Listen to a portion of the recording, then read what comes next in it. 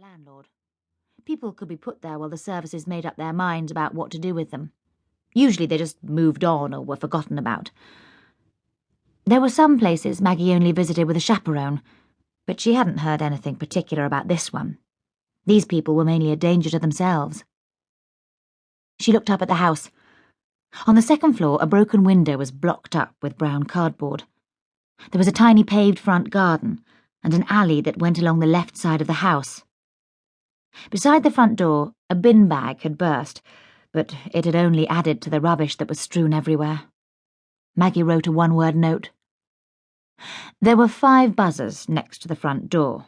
They didn't have labels next to them, but she pressed the bottom one, then pressed it again.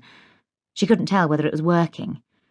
She was wondering whether to knock on the door with her fist or look through the window when she heard a voice. Looking round, she saw a man right behind her. He was gaunt, with wiry ginger hair tied back in a ponytail and piercings right across his face. She stepped to one side when she saw the man's dog, a small breed that was technically illegal, though it was the 3rd she'd seen since she'd left Deptford Station.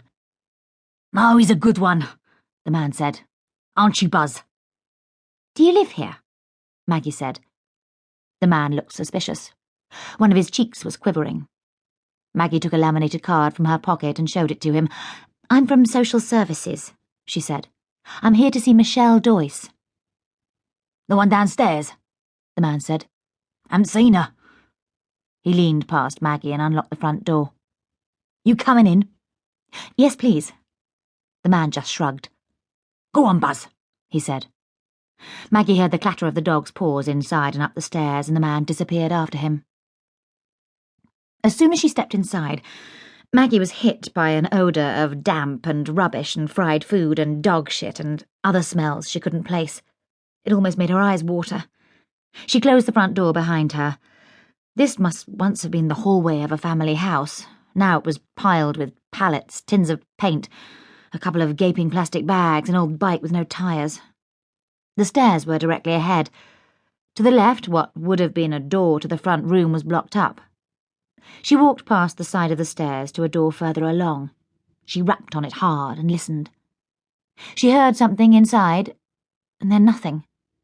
She knocked again, several times, and waited. There was a rattling sound, and then the door opened inwards. Maggie held out her laminated card once more.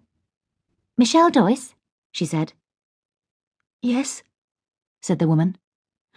It was difficult for Maggie to define, even to herself, exactly what was strange about her.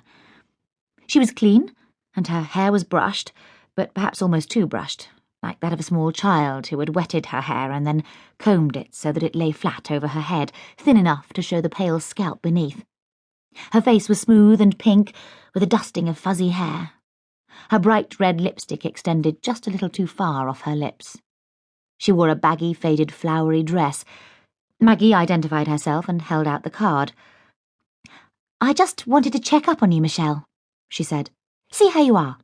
Are you all right? All right in yourself?" The woman nodded. "Can I come in?" said Maggie. "Can I check everything's okay?" She stepped inside and took out her notebook. As far as she could tell from a glance, Michelle seemed to be keeping herself clean. She looked as if she was eating. She was responsive. Still, something felt odd. She peered around in the shabby little ante-room of the flat. The contrast with the hallway of the house was impressive. Shoes were arranged in a row, a coat hung from a hook. There was a bucket with a mop leaning against the wall in the corner. "How long have you been here, Michelle?" The woman frowned. "Here," she said. "A few days." The discharge form had said the 5th of January, and today was the 1st day of February. Still, that sort of vagueness wasn't really surprising. As the 2 women stood there, Maggie became aware of a sound she couldn't quite place. It might be the hum of traffic, or a vacuum cleaner on the floor above, or a plane. It depended on how far away it was. There was a smell also, like food that had been left out too long. She looked up. The electricity was working. She should check whether Michelle had a fridge, but by the look of her, she'd be all right for the time being. "Can I have a look around, Michelle?" she said. "Make sure everything's okay."